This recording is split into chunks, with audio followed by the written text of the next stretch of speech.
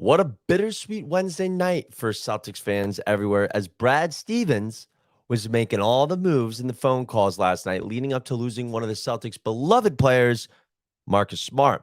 Also, Malcolm Brogdon. Is he okay? Is he good? We all know that forearm was hurting him in the playoffs, but if something's wrong, why hasn't he gotten surgery yet? Lastly, where do the Celtics go from here as we're just hours away from the NBA draft? Will Brad Stevens make one more splash? Find out next, right here on the Celtics Corner.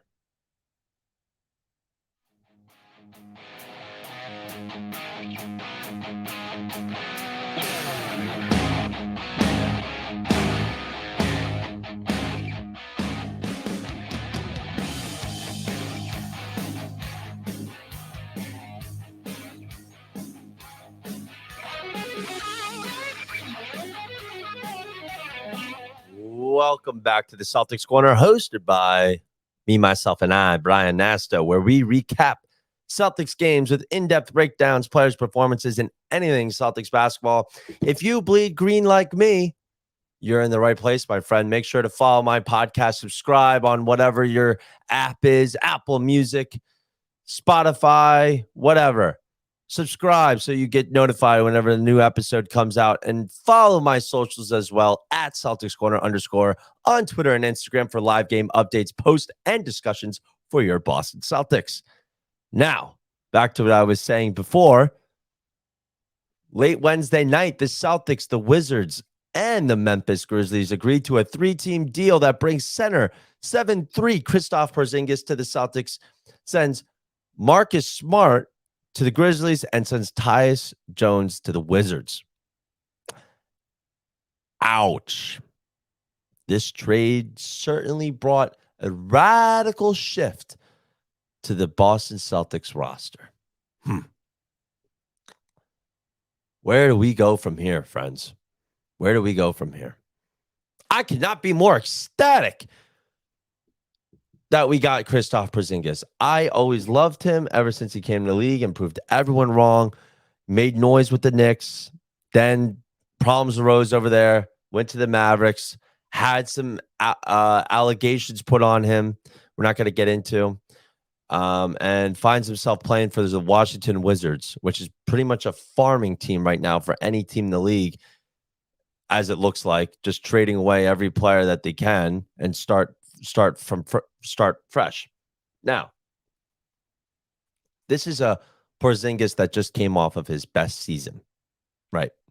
23 points, 8 rebounds, 3 assists, 1.5 blocks per game. Best season. And he played on the Wizards. And might I add, he played 65 games. So to me, that's a full season, right? 65 games out of 82. He's healthy, not coming off of any crazy injuries. And I think he'll just bring a unique offensive dimension to the team, complementing the stars of Jason Tatum and Jaylen Brown. Also, the Celtics did acquire a 25th pick in this trade. So we bumped up from the 35th to the 25th. We traded away the 35th pick.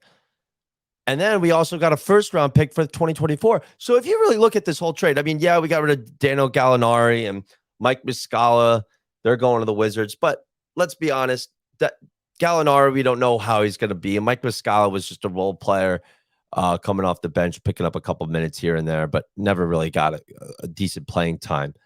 So if you really think about this trade, you got Marcus Smart. You're trading Marcus Smart away for Porzingis and 2 first-round picks, one of which being in this draft, the 25th. And then next year, Golden State's 2024. Top 4 protected pick, by the way. So there's some value in that. That you got to make that trade. You have to make that trade. I'm upset just as much as everyone else is about Marcus Smart leaving. This guy was tenured for the Celtics, 9 seasons, 2014 6th pick overall, future of the Celtics roster. This guy got drafted while Rondo was still on the team, for God's sakes. And look how far he's come. I'm so happy that he won Defensive Player of the Year. That's his biggest accomplishment by far, but he was also the grit, grind, the heart, and he just persevered through when things got tough, and he was that leader for the team. And he had that defensive mindset, gave the Celtics this defensive identity, especially over the last 3 or 4 years with the addition of Jaylen Brown and Tatum. And he was just a leader, and it just sucks. It really sucks to see him go. But the value you're getting back for this, it made sense. We're not getting fleeced. I actually think when you look at this trade from all three teams, it's a win-win-win. And that never happens in a three-team deal at all. There's always someone getting screwed. But I think the most value goes to the Celtics out of this trade, and they got a lot from it. And I think Porzingis, I'm excited. I'm so excited for the season to start. I'm excited for Porzingis, Tatum, and Brown working together, because now you don't got a leader. You don't got Marcus Smart to rely on that's been on the team for 9 years. It's now the team is Jason Tatum, Kristaps Porzingis, and Jaylen Brown's hands. You guys are the three front leaders to lead guys: Derek White, Grant Williams, Malcolm Brogdon, Al Horford, Rob Williams. Excuse me. You are the leaders now. So there's no one else to rely on. You got to be those leaders. And I don't mean scoring.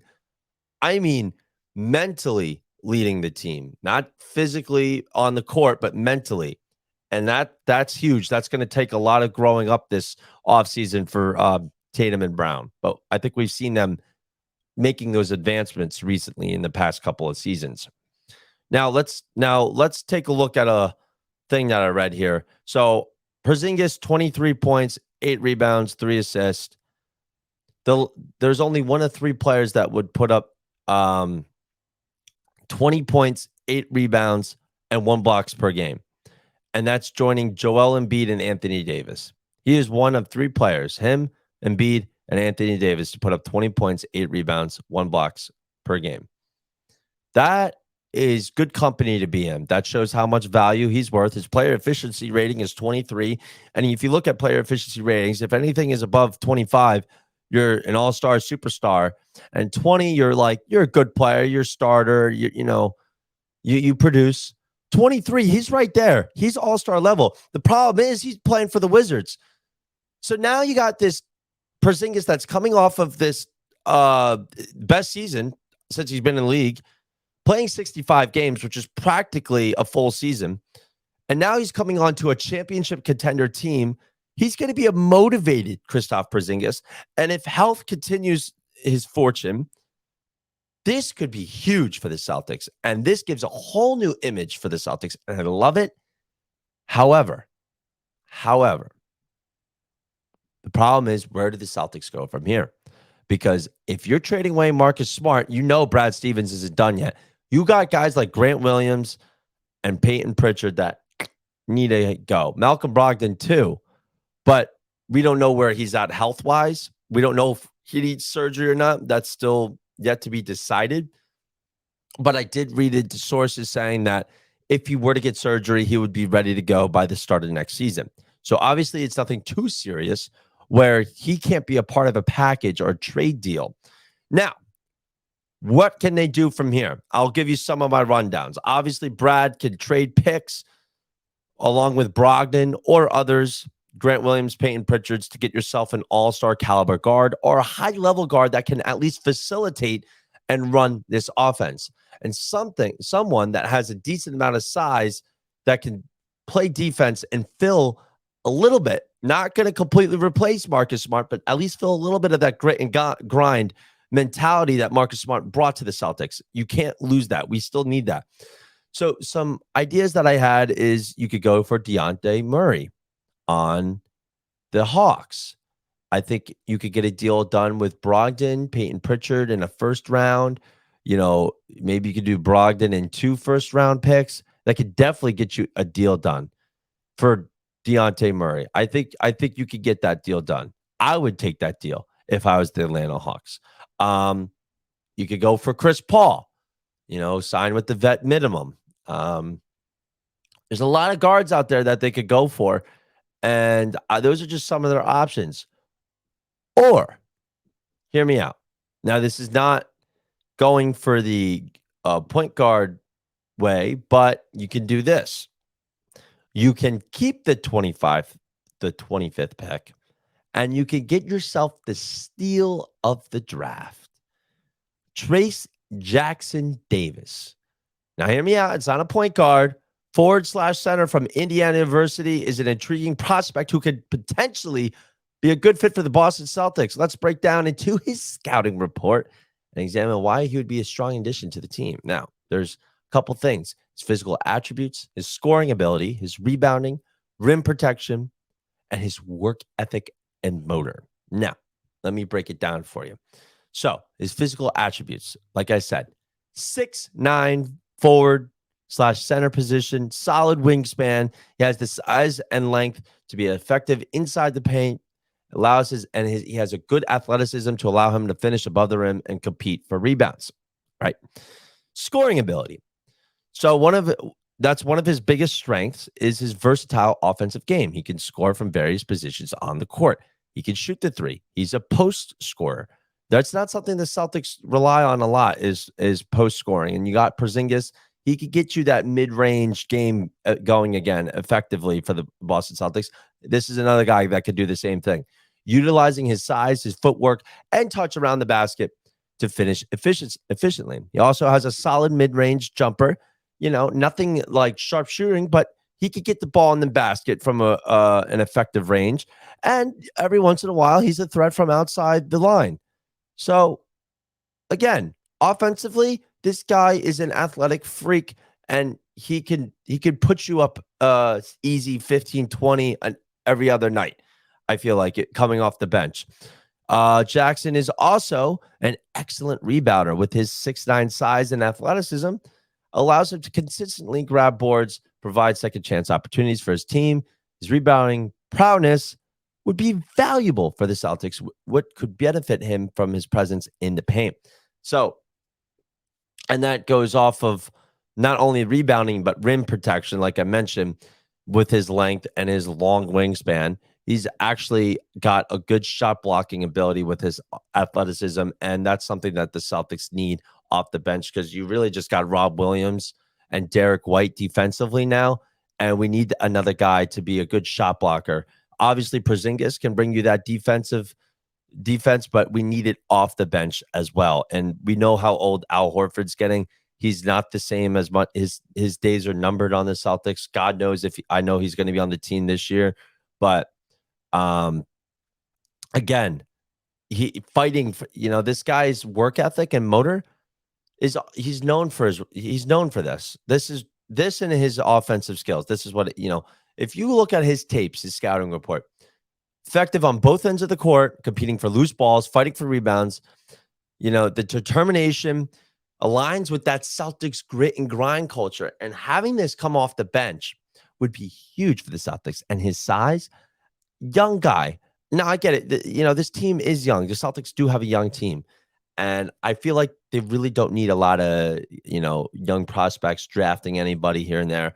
But that being said, if the Celtics want to go into the draft and actually find someone, this is a guy that's going to land around the 20, 28 region.